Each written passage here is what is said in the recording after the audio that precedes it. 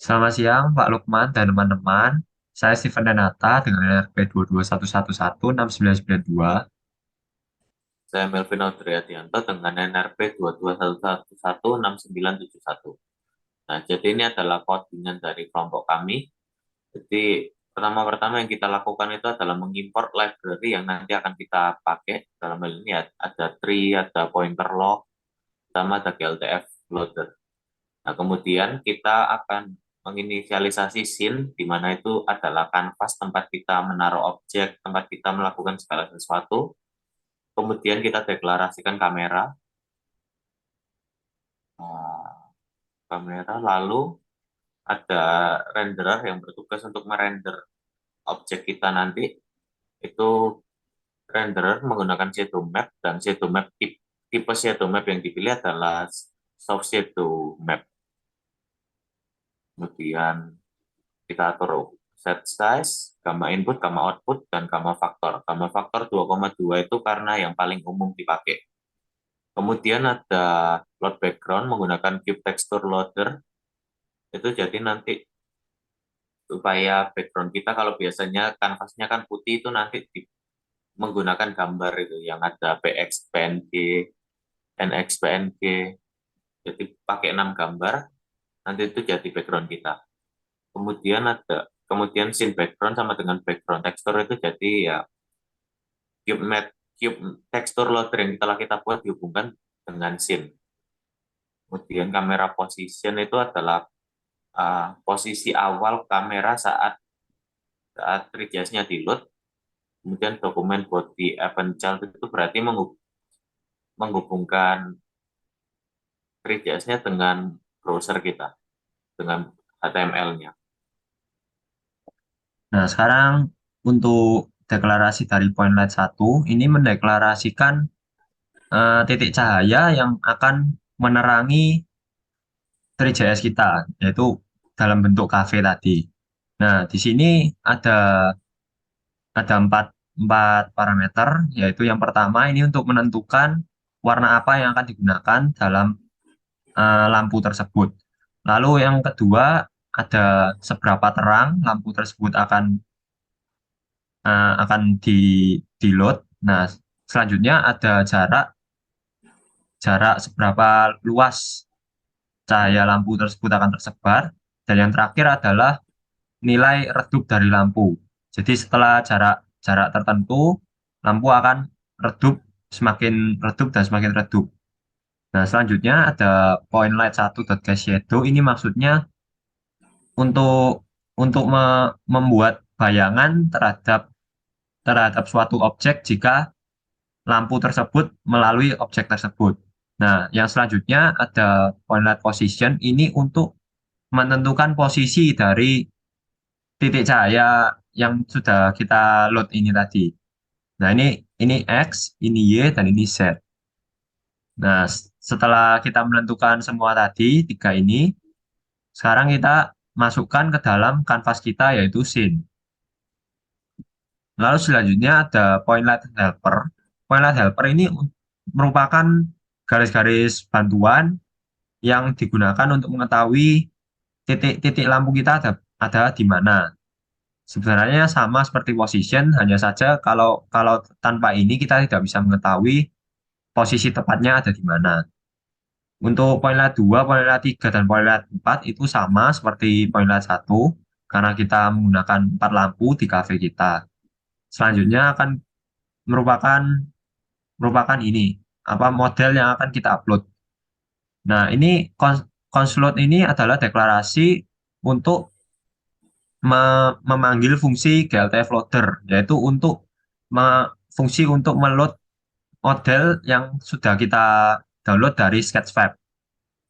Nah, kita deklarasikan terlebih dahulu wood floor. Nah, wood floor ini nanti akan digunakan di sini.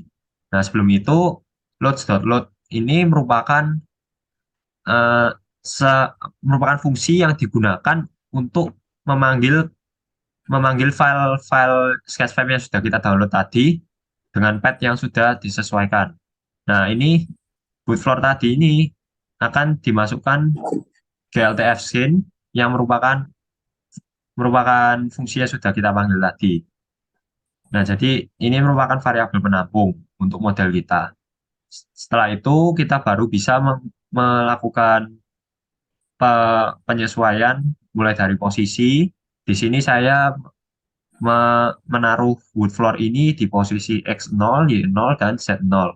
Sedangkan scale ini untuk menentukan seberapa besar model tersebut akan diupload. Misalnya kalau kalau scale ini 0,9 berarti 0, eh, dalam posisi X akan objek tadi yang sudah kita upload akan memiliki ukuran 0,9 kali lebih lebih kecil dari ukuran aslinya. Nah, setelah melakukan scaling dari X, Y, dan Z, baru kita masukkan lagi ke dalam kanvas tadi yaitu scene. Begitu juga dengan furnitur-furnitur lain atau model-model lain yang akan kita upload seperti wall ini untuk tembok ada ada tiga sisi tembok yang sudah kita load ke dalam scene kita. Lalu ada atapnya yaitu wood roof. Yang selanjutnya ada kursi. Ini merupakan eh, set dari meja kecil. Yang pertama terdapat kursi, meja, ada mug. Nah, selanjutnya ini ada yang kedua, itu terdapat kursi meja seperti yang tadi, tapi bedanya di sini ada book. Book itu ini merupakan buku yang terletak di atas meja. Lalu selanjutnya ada small table set 3, itu tidak diisi apa-apa, hanya kursi dan meja saja. Di sini ada kitchen set. Nah, kitchen set ini terdiri dari kabinet, kabinet satu, kabinet 2, lalu ada posisi kitchen setnya, lalu ada kulkas, dan segala macam yang bisa dilihat sendiri di sini. Coffee, dish, pilar. Nah, lalu ada lampu juga. Ini merupakan lampu lampu yang tadi sudah kita buat dari di point light itu. Nah, ini merupakan objek objek lampunya. Jadi kita sudah mengatur point light tadi untuk ditaruh di titik-titik titik bohlamnya dari lampu 4 ini. Nah, plank ini merupakan pintu pintu yang akan nanti dianimasikan untuk yang akan dianimasikan untuk kitchen set kita. Nah, itu jadi pintu ini jika didekati akan bisa membuka dengan sendirinya, lalu jika dijauhi akan menutup dengan sendirinya. Sisanya merupakan dekorasi-dekorasi tambahan. Nah, di sini ada big table set, berarti untuk meja yang besar bisa dilihat sendiri. Di sini ada kursi, meja, lalu lampu-lampu yang terletak di atas meja persis, sama seperti lampu 4 tadi. Nah, ini juga sama, ini untuk meja meja set 3, yang atas meja set 2. Selanjutnya ada deklarasi movement. Deklarasi movement ini merupakan deklarasi untuk agar kita dapat menggerakkan kamera kita dengan keyboard. Nah, ini movement ini menggunakan pointer lock control yang berarti pointer kita ini akan dikunci di dalam browser sehingga kita bisa ketika kita menggerakkan mouse kita bisa menggerakkan scene-nya juga sehingga kita bisa melihat sekitar sekitar kita dari posisi yang sama. Nah, jadi clock ini digunakan untuk mengatur waktunya agar agar waktu yang berjalan di dalam HTML kita ini berjalan secara real time. Sehingga saat kita menggerakkan kamera, kita juga animasi misal kayak ada animasi tadi, animasi pintu itu juga tetap bergerak meskipun kita juga memindahkan posisi kamera kita. Nah, ini ada keyboard. Keyboard ini digunakan untuk mendapatkan inputan inputan keyboard yang akan kita gunakan untuk menggerakkan kamera. Nah, ini ada fungsi proses keyboard. Proses keyboard ini akan dimasukkan dengan parameter delta yang nanti akan dijelaskan oleh teman saya karena ini berada di bawah. Nah, ini selanjutnya ini ada light speed. Light speed ini merupakan variabel deklarasi yang akan digunakan dalam actual speed. Actual speed ini yang akan digunakan dalam pergerakan kamera kita. Actual speed ini merupakan posisi perubahan posisi yang dilakukan setiap kita memencet tombol dalam keyboard. Nah, misal kita pencet tombol W, maka kita akan bergerak ke depan sebesar actual speed ini tadi. Nah, kalau A, kita akan bergerak ke kiri. Kenapa di sini move right? Move right ini karena memang eh, move right ini diberikan minus. Minus ini untuk kita bergerak ke kiri. Jika jika tidak ada minus, maka kita ke kanan, sesuai dengan fungsi yang dideklarasi di sini. Begitu juga dengan S dan G. Sama, ada minus dan tidak.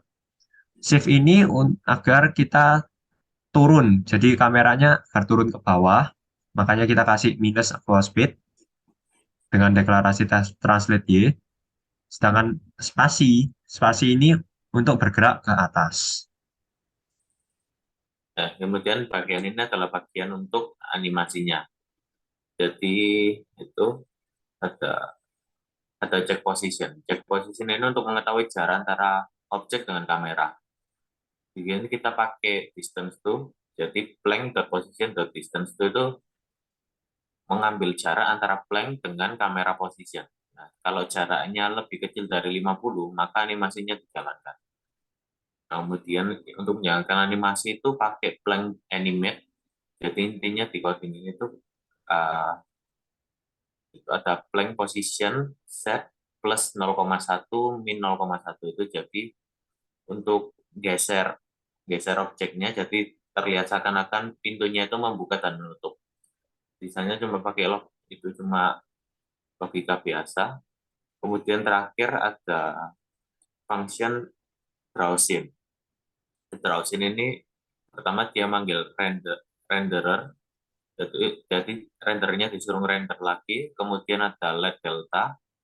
Let delta itu selisih waktu antara frame sebelumnya sama frame saat ini.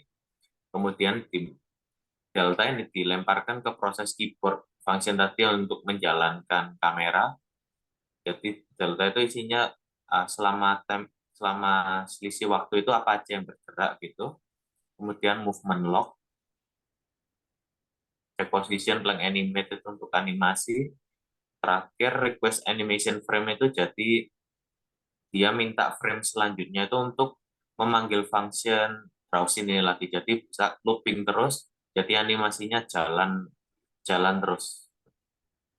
Kemudian di paling bawah itu ada browsing untuk manggil function browsing pertama kali. Oke, sekian. Sekian dari kelompok kami. Terima kasih. Terima kasih.